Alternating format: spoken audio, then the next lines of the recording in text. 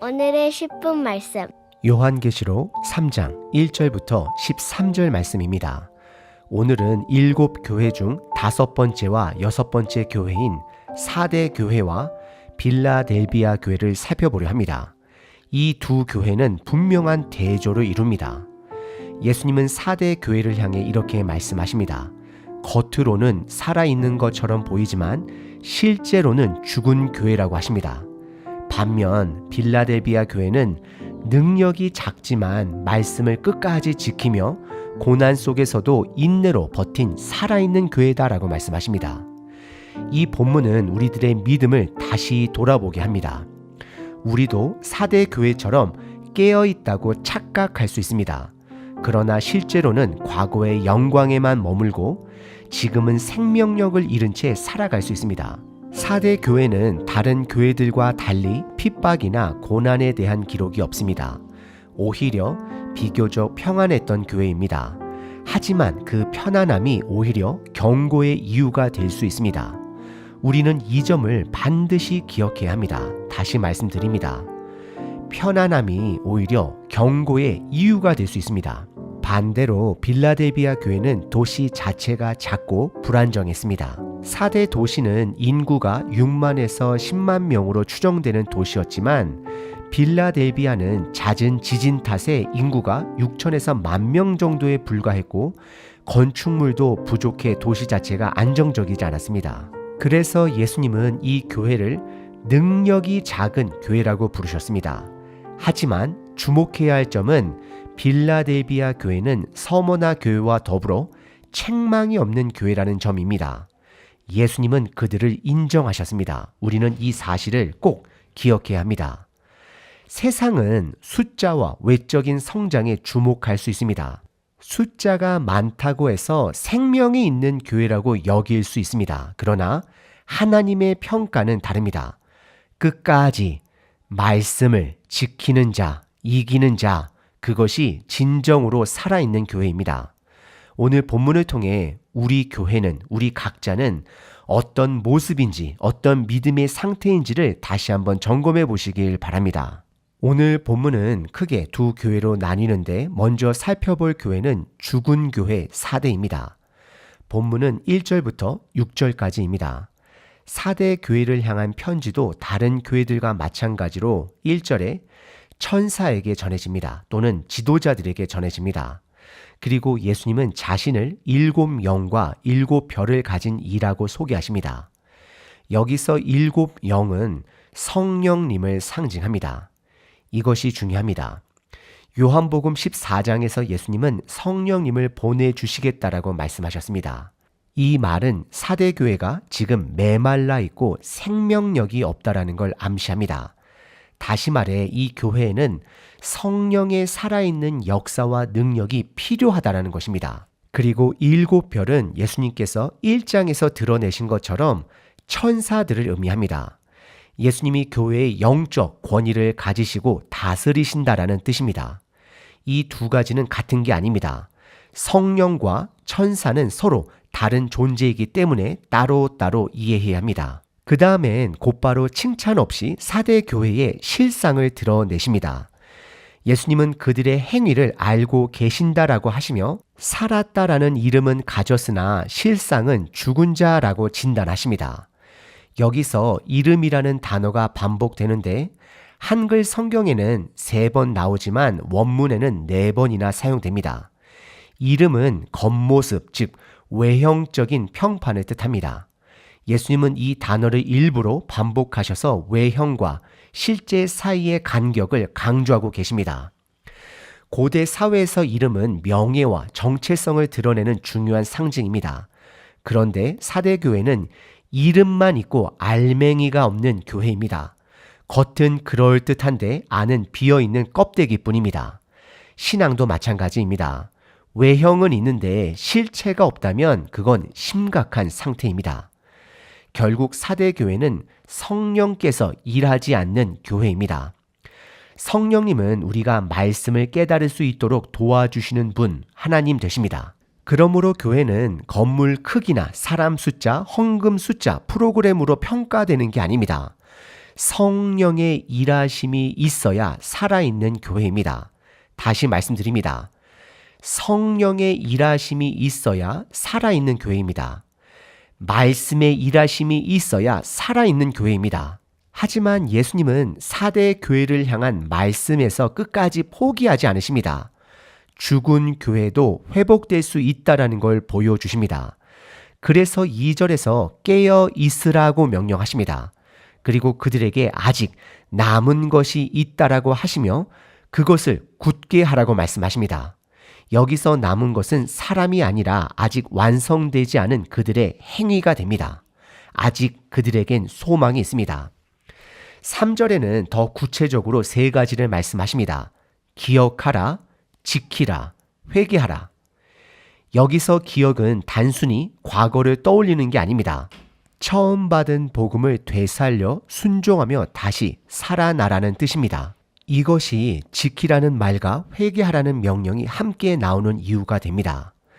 회개는 단발적인 한순간의 감정이 아니라 삶을 바꾸는 지속적인 결단입니다. 진정한 회개는 순종이라는 열매를 맺게 되어 있습니다. 그리고 예수님은 이렇게 경고하십니다. 깨어있지 않으면 도둑같이 너희에게 임할 것이다. 이 말은 4대 지역의 역사적 배경을 생각하게 만듭니다. 한때 이 도시는 너무나도 평안하다가 기습을 받아 함락된 적이 있습니다.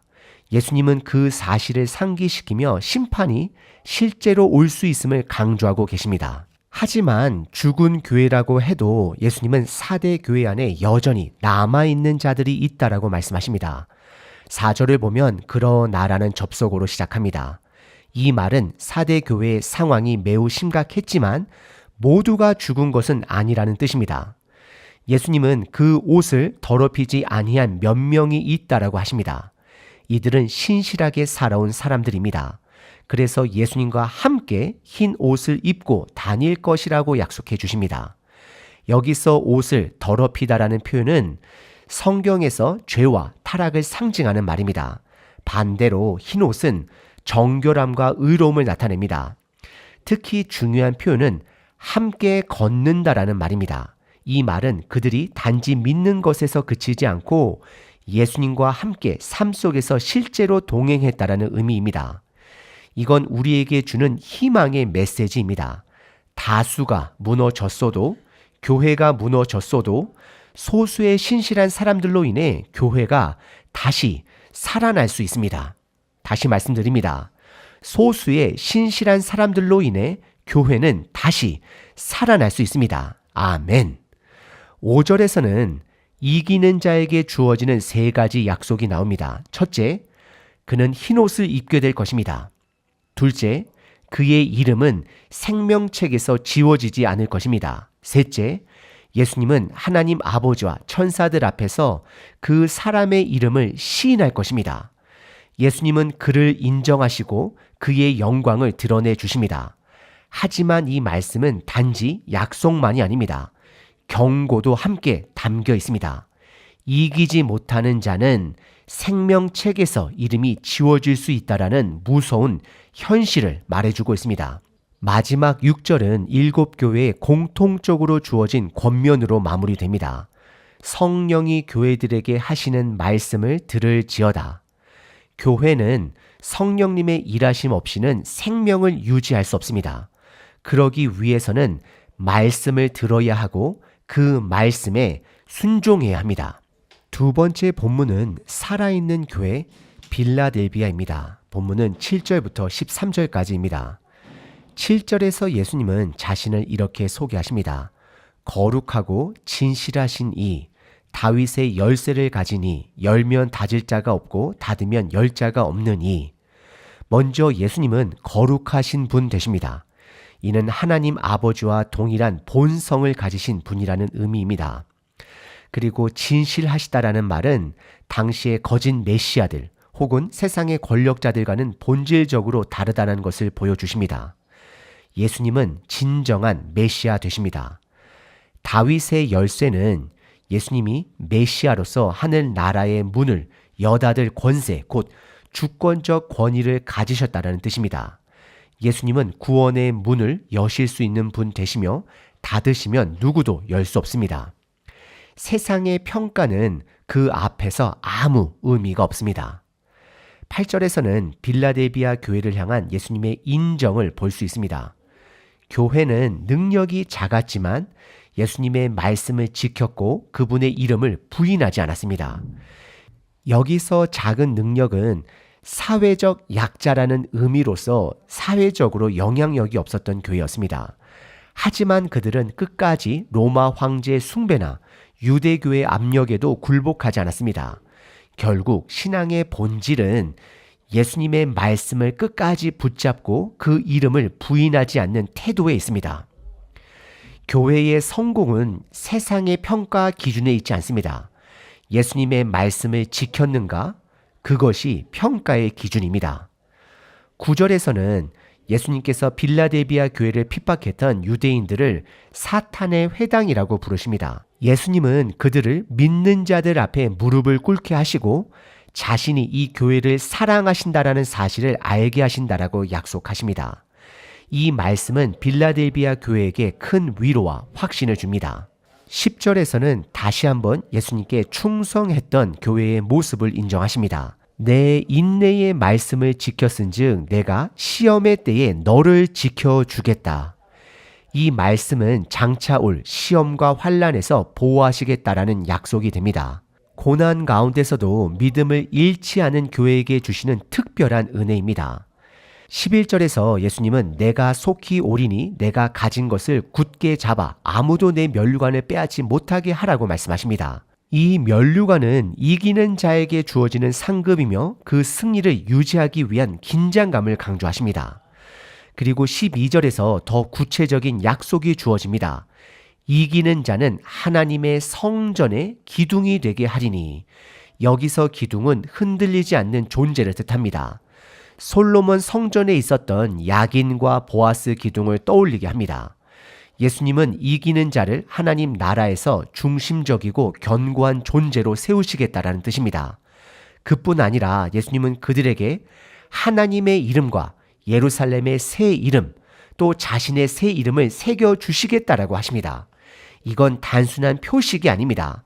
하나님의 소유로서 그분의 보호와 은혜 안에 있다라는 확증입니다. 그리고 그들은 예수님 안에서 새로운 피조물이 되는 자들입니다. 마지막 13절은 7교회에 반복해서 주어진 겉면으로 마무리됩니다. 성령이 교회들에게 하시는 말씀을 들을지어다. 이 말씀은 단순한 정보가 아니라 순종을 요구하는 부름입니다. 우리는 들어야 합니다. 듣고 지키고 끝까지 신실하게 붙들어야 합니다. 4대 교회는 겉으로는 살아있는 것처럼 보였지만 실제로는 죽은 교회였습니다. 예수님은 그들이 깨어있지 않으면 도둑같이 심판이 임할 것이라 경고하셨습니다. 그러나 4절을 보면 그 안에도 옷을 더럽히지 않은 몇몇의 사람들이 있었고 그들을 통해 희망은 이어졌습니다. 반면 빌라델비아 교회는 작은 능력밖에 없었지만 예수님의 말씀을 지켰고 그 이름을 끝까지 부인하지 않았습니다. 그래서 예수님은 그들을 인정하셨고 생명책과 새 이름의 약속을 주셨습니다. 이 두 교회를 통해 예수님은 우리에게 분명하게 말씀하십니다. 살아있는 교회는 겉모습이 아니라 끝까지 말씀을 지켜내는 신실함에서 드러납니다. 특히 이름이라는 단어가 두 교회 모두에게 반복됩니다. 4대 교회는 이름은 있으나 죽은 상태였고 빌라델비아 교회는 예수님으로부터 새 이름을 받게 됩니다. 겉모습의 이름이냐 하늘의 새 이름이냐 이것이 큰 차이입니다. 우리는 잊지 말아야 합니다. 깨어 있음과 인내는 선택이 아니라 생존의 필수 조건입니다. 다시 말씀드립니다. 깨어 있음과 인내는 선택이 아니라 생존의 필수 조건입니다. 교회의 진짜 능력은 외적인 조건이 아니라 하나님의 인정과 주권적인 보호에 달려 있습니다. 작은 능력은 하나님 나라에서 결코 작지 않습니다. 우리가 작지만 신실하게 말씀을 지킬 때 하나님께서 문을 여시고 우리를 통해 일하십니다. 오늘 하루도 우리의 자금이 하나님의 뜻 안에서 귀하게 쓰임받는 날 되기를 바랍니다. 아멘. 항상 기뻐하라. 쉬지 말고 기도하라. 범사에 감사하라.